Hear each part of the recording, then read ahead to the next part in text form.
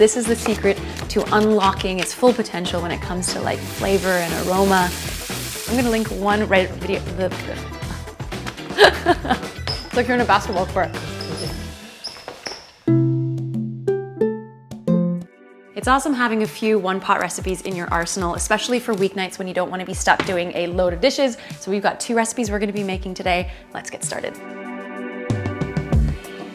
Let's start off first with making a comforting chili. We're gonna first chop up a medium yellow onion, and then we're also gonna chop up a bell pepper. And then usually chili recipes, they add a little bit of sugar to it. That's to cut through the acidity that comes from the tomatoes that are also added. But for this recipe, instead of using sugar, we're actually just gonna use a very large sweet potato. This offers its own natural sweetness, which is really nice, and it's an awesome way to load up on more vegetables. So we're just gonna finely chop this up as well, and I like to keep the skin on for extra fiber. All right, let's head over to the stove. We're gonna add some oil to a pan, and when it's hot, we're gonna add in the onion. We wanna cook the onion until it gets nice and golden. So while that's cooking away, we're gonna measure out the spices. Anytime I'm using more than 4 spices in a dish, I usually like to measure it out first and have it at the ready. This is gonna make sure that we don't burn the spices later on when we need them. So we're gonna start with measuring out a tablespoon of a good quality mild chili powder. But this is super important. If you're based in Europe like we are, I've noticed that these chili powders are incredibly spicy. They're made with pure chilies, whereas in North America, in my experience, they tend to be a chili blend, so they're a bit more mild. So if you're kind of spice adverse, or if you're in Europe like we are, start with less, like a teaspoon, for example, to begin with. You can always add more later. Then we're gonna add a tablespoon of ground cumin, 2 teaspoons of dried oregano, a teaspoon of smoked sweet paprika powder, and about a 1/4 teaspoon of black pepper. When the onions are golden, we're gonna add 4 cloves of crushed garlic to the pot as well, along with all of our spices. Then we wanna toast these spices for a couple of minutes.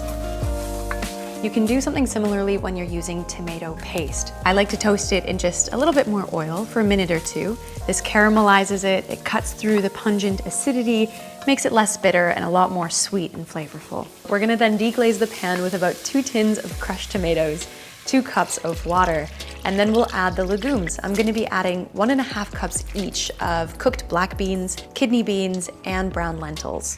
So whenever you're using canned beans or lentils, just make sure to give it a really good wash and rinse first until the water runs clear. This is what's gonna help to wash away those compounds that can make us feel gassy and bloated whenever we do eat beans.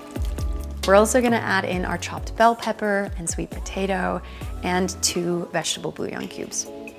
So we wanna bring this all to a boil, reduce it to a simmer, and cook it for about 30 minutes, partially covered. We wanna let some of the steam escape so that our chili thickens a little bit, but if we leave it completely uncovered, it's gonna splatter, make a mess of your kitchen. That's not nice.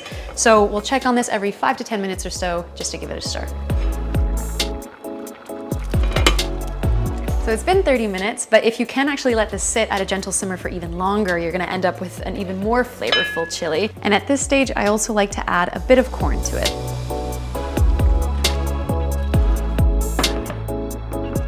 To mellow out the intensity of the spices, I highly recommend serving the chili with some kind of acid, like lime juice, sour cream, or yogurt. And then you could also, this is optional of course, but add some pickled onions. This is something we almost always have in our fridge at home. It's really easy to make. I'll leave a link for the recipe in the description box below. And then you can serve it with some creamy avocado. And now you're ready to dig into this incredibly wholesome and comforting chili. All right, for this next recipe, we're making a creamy noodle dish that is bursting with flavor. So the base of this recipe is super simple. It's just udon noodles, a stalk of green onion, a bell pepper, but you could use any veg that you'd like here, and some canned young jackfruit that was in brine. I just want to clarify that we're not using ripe jackfruit here, which is this like delicious tropical yellow fruit.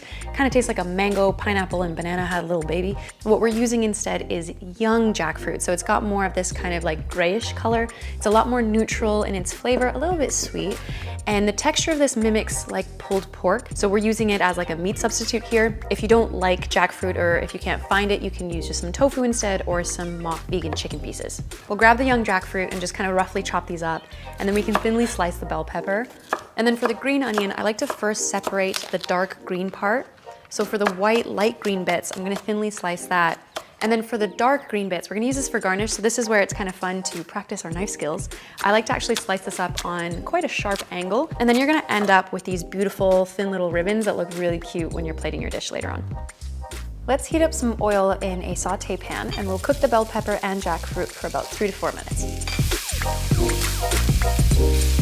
While that's cooking away, we're gonna make the sauce. So to a large jar, we're gonna add in half of a cup of canned light coconut milk. If you've got leftover coconut milk from another previous recipe, this is a great way to use it up. But if you're opening a fresh can just for this, you're gonna have plenty of leftovers. Don't throw that away. You can use it in soups, smoothies, curries. I'll leave some recipe ideas for you in the description box below. Or what I like to do sometimes too, actually, is just to pour this into an ice cube tray and freeze it. That way I have it for whenever I do need some coconut milk in another recipe. All right, then we're gonna add in half of a cup of unsalted creamy peanut butter, 3 tablespoons of soy sauce, a tablespoon of toasted sesame oil, a third of a cup of water, and half of a crushed vegetable bouillon cube. Then we'll squeeze in the juice from half of a lime, we'll crush in a clove of garlic, and then add 2 teaspoons each of cornstarch, brown sugar, and chili oil, or any other hot sauce that you like, and then finally a teaspoon of optional grated ginger. Then we're gonna mix this all together. Now that our sauce is ready, we can head over to the stove. We're gonna be using some fresh udon noodles here actually, which is why we can call this a one-pot dish.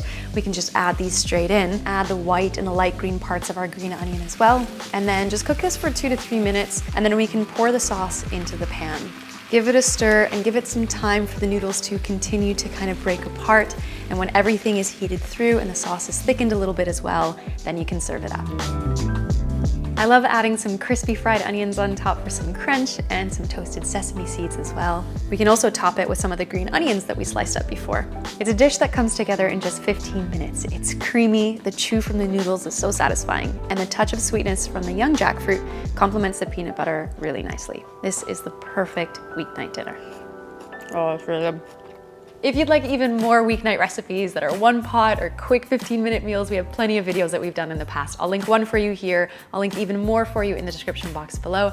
And thanks so much for hanging with us today. If you enjoyed the video, it always means a lot when you take a second to give it a thumbs up. And Pickled Limes signing off. We'll see you in the next video.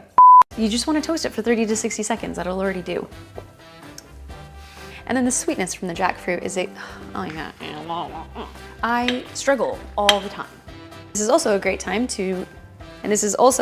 for us to use up the green onions that we sliced up.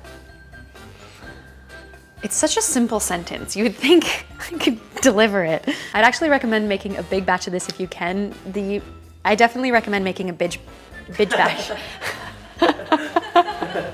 Now we can return to the pan and we're gonna actually be adding in some fresh udon noodles here. This is, did you keep going? And thanks so much for hanging. Pickled Limes signing off. Damn it, we'll see you in the next video.